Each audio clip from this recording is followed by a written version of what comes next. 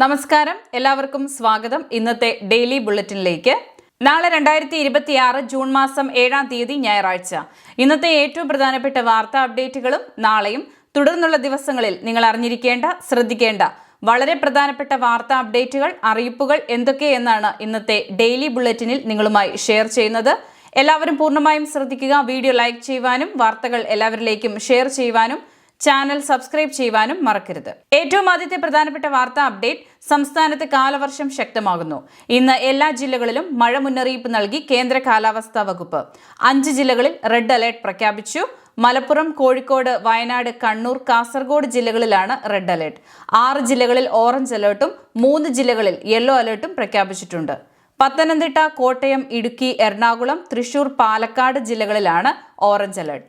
ആലപ്പുഴ, കൊല്ലം, തിരുവനന്തപുരം ജില്ലകളിൽ യെല്ലോ അലർട്ടും നൽകിയിരിക്കുന്നു. കാലവർഷത്തിന്റെയും ചക്രവാത ചുഴിയുടെയും സ്വാധീന ഫലമായി സംസ്ഥാനത്ത് ചൊവ്വാഴ്ച വരെ അതിതീവ്ര മഴയ്ക്ക് സാധ്യതയുണ്ടെന്ന് കേന്ദ്ര കാലാവസ്ഥാ വകുപ്പ് അറിയിച്ചു. കേരള, ലക്ഷദ്വീപ്, കർണാടക തീരങ്ങളിൽ ചൊവ്വാഴ്ച വരെ മീൻപിടുത്തത്തിന് വിലക്കുണ്ട്. മധ്യകിഴക്കൻ അറബിക്കടലിൽ ഗോവ തീരത്തിന് മുകളിലുണ്ടായിരുന്ന ചക്രവാത ചുഴി നിലവിൽ തീരദേശ കർണാടകയ്ക്കും സമീപ പ്രദേശങ്ങൾക്ക് മുകളിലായാണ് നിലകൊള്ളുന്നത്. വടക്കൻ ആൻഡമാൻ കടലിന് മുകളിലുണ്ടായിരുന്ന ചക്രവാത ചുഴി നിലവിൽ മ്യാൻമറിനും അതിനോട് ചേർന്നുള്ള ആൻഡമാൻ കടലിന് മുകളിലായി സ്ഥിതി ചെയ്യുന്നു. ഇവയുടെയെല്ലാം സ്വാധീന ഫലമായാണ് സംസ്ഥാനത്ത് മഴ ശക്തമാകുന്നതെന്നും കാലാവസ്ഥാ വകുപ്പ് വ്യക്തമാക്കി.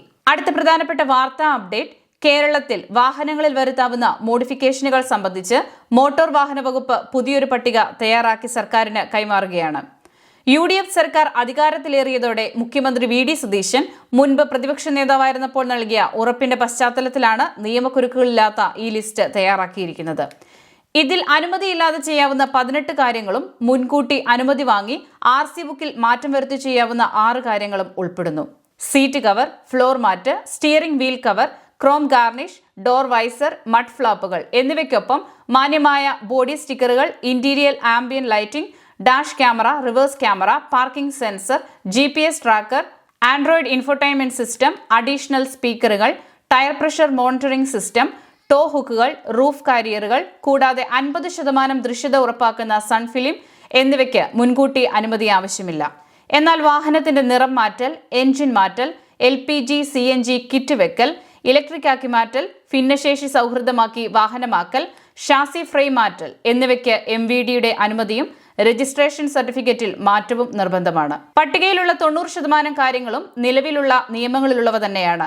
പ്രതിപക്ഷ നേതാവായിരുന്നപ്പോൾ പിള്ളേര് മോഡിഫൈ ചെയ്യട്ടെ എന്ന് പറഞ്ഞ് VD സതീശൻ മുഖ്യമന്ത്രിയായ ശേഷവും ഈ നിലപാടിൽ ഉറച്ചു നിന്നിരുന്നു. ഈ പ്രഖ്യാപനം എപ്പോൾ വരുമെന്ന ചോദ്യത്തിന് മുഖ്യമന്ത്രി നൽകിയ വൈറലായ മറുപടിക്ക് പിന്നാലെ വന്ന ഈ പുതിയ പട്ടികയിൽ അന്തിമ തീരുമാനമെടുക്കേണ്ടത് ഇനി സർക്കാരാണ്.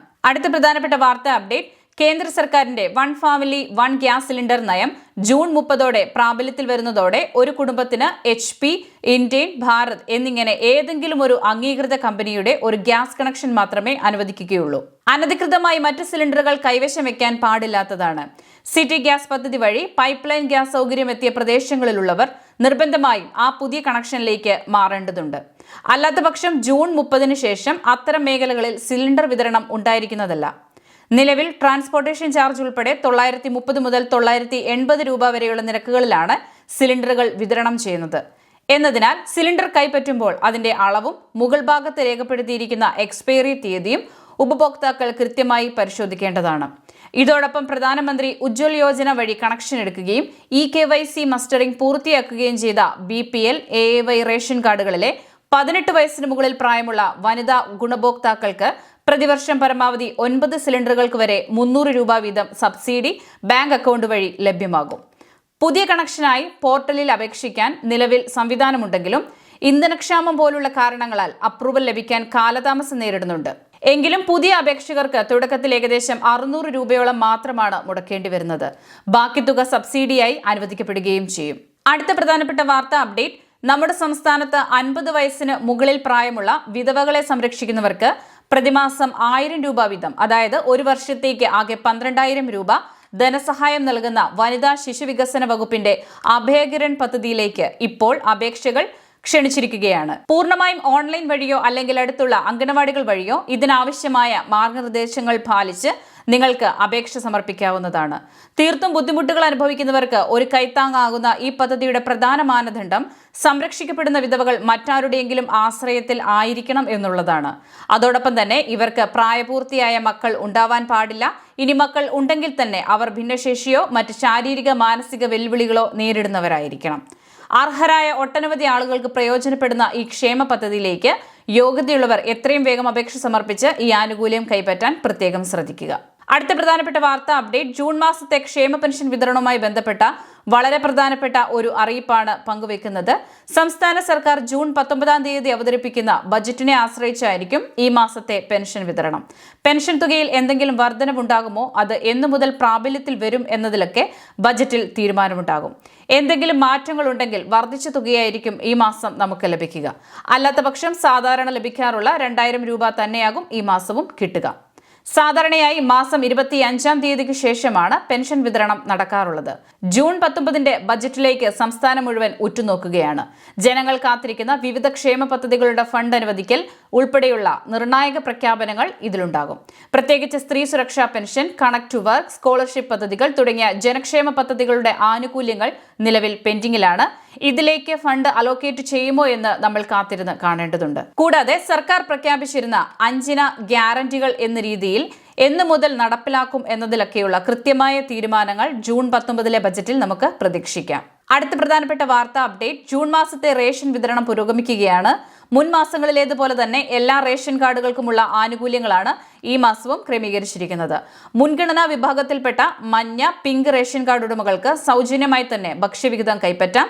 മുൻഗണനേതര സബ്സിഡി നീല വിഭാഗത്തിലെ കാർഡുകൾക്ക് ആളൊന്നിന് 2 കിലോ വീതം ഭക്ഷ്യധാനം കിലോയ്ക്ക് 4 രൂപ നിരക്കിലും അതോടൊപ്പം 4 പാക്കറ്റ് വരെ ആട്ടയും വാങ്ങാൻ സാധിക്കും. ഇനി വെള്ളക്കാർഡുകാർക്ക് ഈ പ്രാവശ്യം 4 കിലോ അരി കിലോയ്ക്ക് 10 രൂപ 90 പൈസ നിരക്കിലും ബ്രൗൺ കാർഡുകൾക്ക് 2 കിലോ ഭക്ഷ്യധാന്യവും ലഭിക്കുന്നതായിരിക്കും. ചുരുക്കത്തിൽ മുൻപ് ലഭിച്ചിരുന്നത് പോലെ തന്നെയുള്ള ആനുകൂല്യങ്ങളാണ് ഈ മാസവും ലഭ്യമാകുക. ജൂൺ മാസത്തെ റേഷൻ സംബന്ധിച്ച് വിശദമായി തന്നെ ഒരു വീഡിയോ നമ്മുടെ ചാനലിൽ അപ്ലോഡ് ചെയ്തിട്ടുണ്ട്. സോ അത് കാണാത്തവരുണ്ടെങ്കിൽ കാണാൻ പ്രത്യേകം ശ്രദ്ധിക്കുക. ഇനി മറ്റൊരു കാര്യം പ്രത്യേകം ശ്രദ്ധിക്കേണ്ടതുണ്ട്. കഴിഞ്ഞ ഏപ്രിൽ, മെയ് മാസങ്ങളിൽ കേന്ദ്ര നിർദ്ദേശപ്രകാരം 2 മാസത്തെ വിഹിതം ഒരുമിച്ച് വാങ്ങാനുള്ള സൗകര്യം സംസ്ഥാനത്തുണ്ടായിരുന്നു. എന്നാൽ ആ വിതരണ രീതിയിൽ ചില പ്രായോഗിക ബുദ്ധിമുട്ടുകൾ ഉണ്ടായതിനെ തുടർന്ന് അതിപ്പോൾ നിർത്തലാക്കിയിട്ടുണ്ട്. പുതിയ തീരുമാനപ്രകാരം ഇനി മുതൽ ഓരോ മാസത്തെയും വിഹിതം അതാത് മാസം തന്നെ വാങ്ങിത്തീർക്കേണ്ടതാണ്. ഏറ്റവും അവസാനമായി സംസ്ഥാനത്തെ സ്വർണ്ണവില പരിശോധിച്ചാൽ തുടർച്ചയായ 3-ാം ദിനവും ആശ്വാസ ഇടിവ് തുടരുന്നു. സ്വർണ്ണവില പവന് 2200 രൂപ കുറഞ്ഞു. സംസ്ഥാനത്ത് തുടർച്ചയായ 3-ാം ദിനവും സ്വർണ്ണവിലയിൽ ഇടിവ്. ഡെയിലി ബുള്ളറ്റിൻ പൂർണ്ണമാവുന്നു. എല്ലാവരിലേക്കും നിങ്ങൾ ഈ അപ്ഡേറ്റുകൾ ഷെയർ ചെയ്യുക, ചാനൽ സബ്സ്ക്രൈബ് ചെയ്യുക.